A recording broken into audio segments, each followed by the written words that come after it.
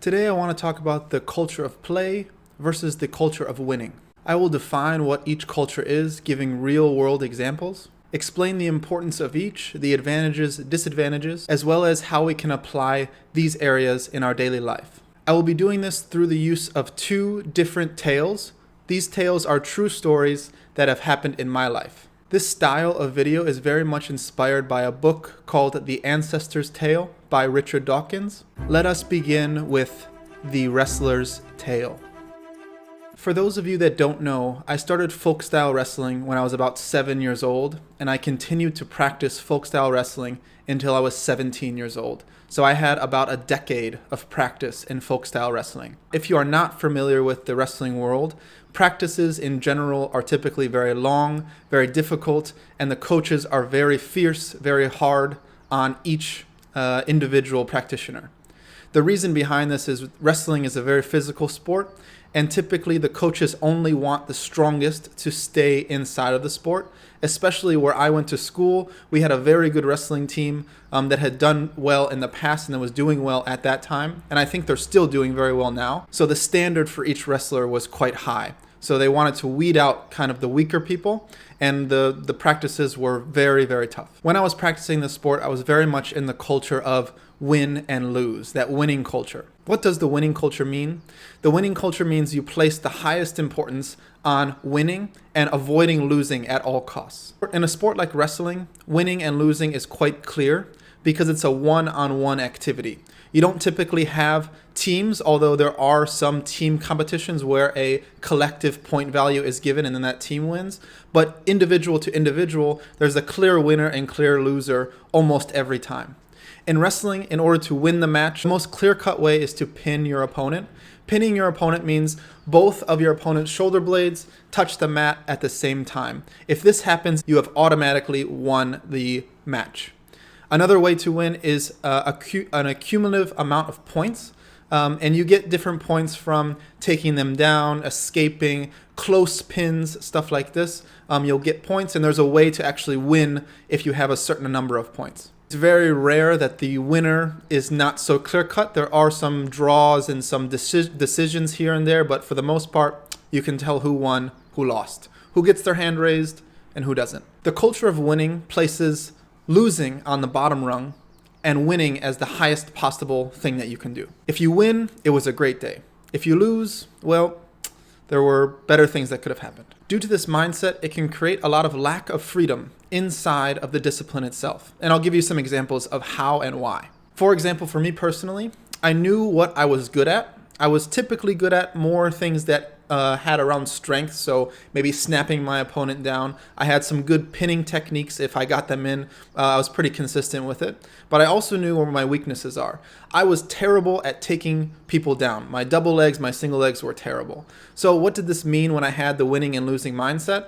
When you have this winning and losing mindset, you often stick to your strengths and get away from your weaknesses inside of the competition. Now, inside of practice, it's a little bit different, but in the competition, you're gonna be doing your strengths and avoiding your weaknesses. So I would be mainly snapping people down, using that same pinning technique, and staying away from double legs, single legs, things that I sucked at. This naturally made my strong points much stronger, but it also made my weak points much weaker. If I had an opponent that was the same strength as me and was good at my weaknesses, I would lose every time. I was essentially locked inside of a box of these are the skills that I'm good at, these are the skills that I'm not, so I'm gonna stay here and not really venture out there. I was so focused on winning that I didn't really explore and take any risks inside of the sport. Now, wrestling is not an inherently winning or losing culture type of thing. I've seen very playful wrestlers that are very good, but this is my personal experience inside of wrestling. I did not have that playful environment for 9 out of the 10 years, and I'll explain a little bit more that last year of a more playful approach. But most of it was, I want to win, I don't want to lose, so I'm gonna do what I'm good at, stay from what I'm bad at. Now on to our second tale, the Jiu Jitseiros Tale. I started practicing jiu-jitsu at the end of my wrestling career. I had about 1 year left of wrestling, so I was about 16 years old or so. I was practicing jiu-jitsu and wrestling simultaneously. When I first came to jiu-jitsu, I approached it the exact same way as I did wrestling. So I would overpower my opponent. I would use my strength, my strengths, and avoid my weaknesses. And at first I didn't really like jiu-jitsu because it just felt like wrestling. I was approaching it in the same way. But then one day kind of changed my approach entirely. So at the end of our practice session, we have what's called open mat. Open mat is where you get to do some sparring in jiu-jitsu. And in jiu-jitsu, we typically call this rolling. Rolling is kind of sparring and using the techniques that you learn and trying to tap out your opponent. At the end of one of these days, there was a purple belt sitting in the middle of the room. At that time, I had no idea how good a purple belt was. He was sitting in a butterfly stretch position with the knees on the ground, so you can imagine a very flexible person. His spine was curved, his head was down, his belly was sticking out. So he didn't look very intimidating. He asked me, "Do you want to roll?" To which I said, "Sure." And then we began by giving the jiu-jitsu handshake. I started as normal, getting very strong grips on his wrists and started to use my strength, to which he replied, "Wow, you're really strong." Now at that time, I thought that, "Wow, you're really strong" is a compliment, but actually in jiu-jitsu, "you're really strong" typically means, "Wow, your technique is terrible." So I continued, used all of my strength as hard as I could. While I was doing this, he was breathing through his nose. He was relaxed. He was letting me do whatever I needed to do, just allowing it to flow. I couldn't get anything on him. No arm bars, no chokes, no nothing. He was defending. And then he saw his opportunity. Boom, choke. I tapped. We go again, slap again. Boom, same result. I tap again. I tap again. Same result over and over. So after this practice, I was walking home and thinking about what was happening. I was thinking, why was this guy able to beat me so well when I'm clearly stronger than him, when I'm clearly faster, lighter, younger? It dawned on me that maybe I should be approaching jiu-jitsu in a different way than I had approached wrestling. So after that day, I started to really look into where are my weaknesses. And at that time, very much so, it was the technique of different things. I was using strength over technique. So I decided from then on, I'm going to stop using strength altogether. No more of I can overpower you. I'm going to be very loose, very limp, and try to over technique you. And through this, I started to lose a lot because I no longer had my strength and I was only relying on that weak technique that I had. Losing. And at first I was very frustrated about losing. I always had that winning, I need to win. But slowly I started to come to terms that maybe losing is a part of this process. I must lose, and I'm going to lose a lot if I want to increase my weaknesses. So I allowed the ego to drop, and I just allowed whatever happened to happen, and it became a much more playful experience. I was not only learning a lot by going into my weaknesses and trying technical things, but I was also overcoming this high ego of I must win, or if I lose, it's a bad thing. And not only that, I was having a lot more fun. I began to really enjoy jiu-jitsu and want to come to every single practice and practice when I get home and practice when I go there. I was very obsessed with it. It was all because I started to adapt this playful mindset to jiu-jitsu. It was no longer I need to tap you out. It was more I need to learn. Inside of the rolling, we would be smiling, we would be laughing, but it would be very serious. We're seriously sparring, we're seriously rolling, but at the same time having a very playful mindset of what happens if I do this? Oh, I get tapped out. Oh, what happens if I do this? Oh, it's a good position. Okay. Like this, very much exploring, learning, analyzing, going in. And then after the rolling, we would be talking about, wow, you did this very well, or you made a mistake here. And we would be really analyzing what did we do right? What did we do wrong? What can we do next time? And then right back into it.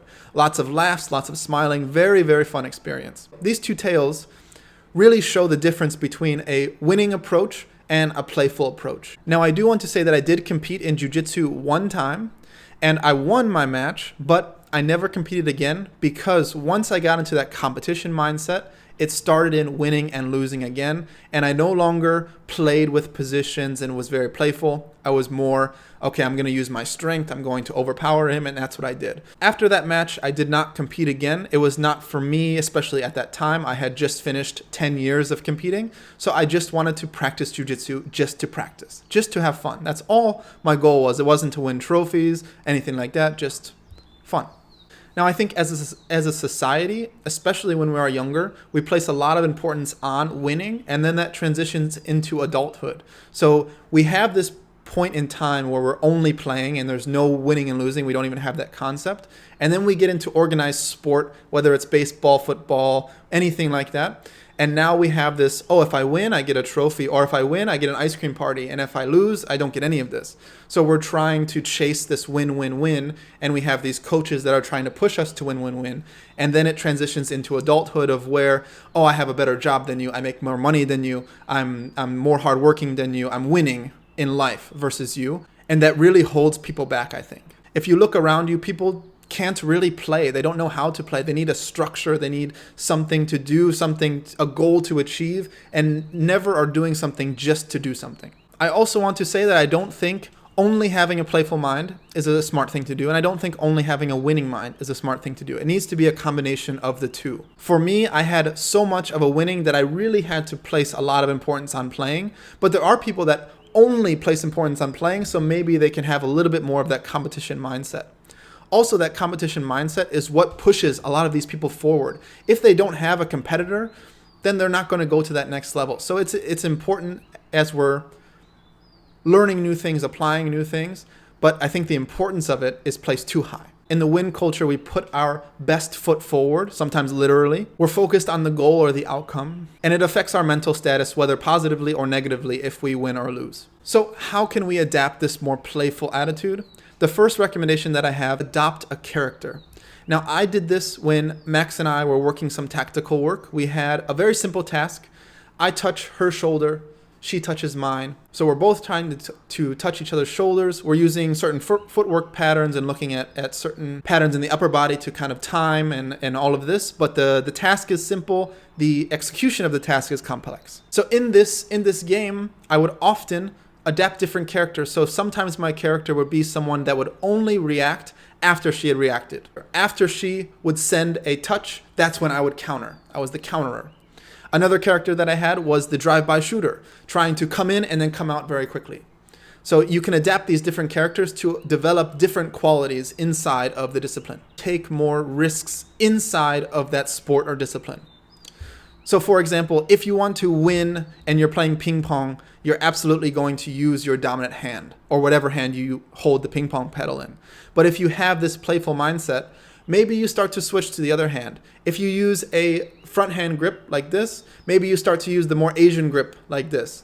If you hit with the front side, maybe you try hitting with the back side.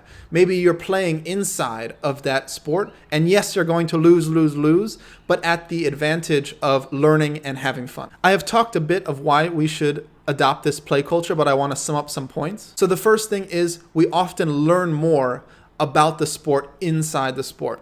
Now, I said I was going to share my last year of wrestling with you because it was a much more playful experience, and this was due to the fact that I had started doing jiu-jitsu.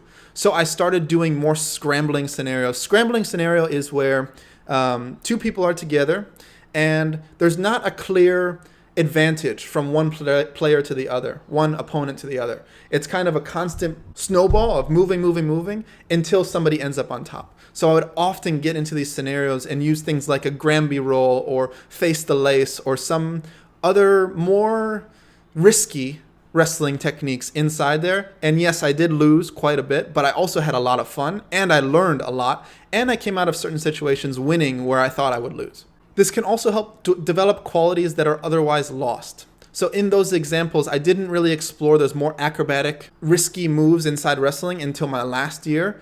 And I had been practicing for 10 years, yet I understood nothing of this huge part of wrestling until my last year because I adopted this. You know what? If I lose, I lose.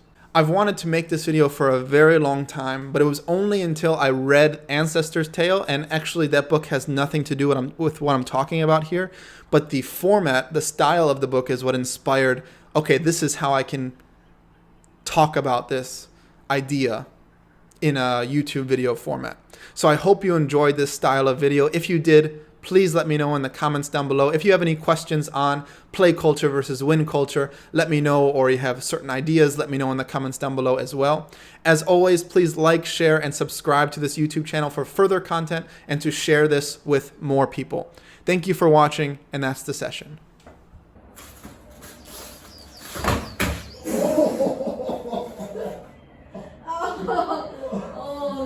That must hurt. Oh my god.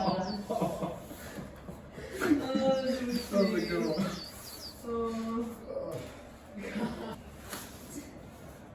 可以吗？可以。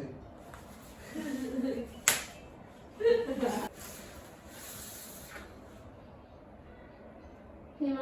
嗯。